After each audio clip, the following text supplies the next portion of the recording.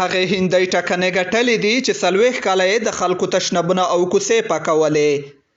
دا ښځه چینتا دیوي نومیږي او یو وخت یې د هند د خلکو کناربونه پاکول.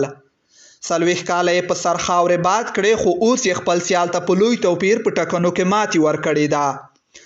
د ښاروالۍ لپاره په تازه ټاکنو کې سیال نومان ته د 15,000 رایو په توپیر سره ماته ورکړه او د ښاروالۍ مرستیالي یې وګټله.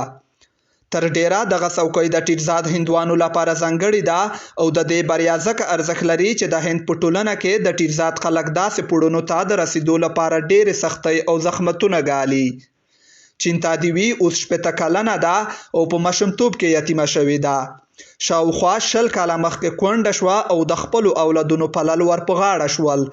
3 زامن لري او 2 یې د دې غوندې وټونه پاکوي.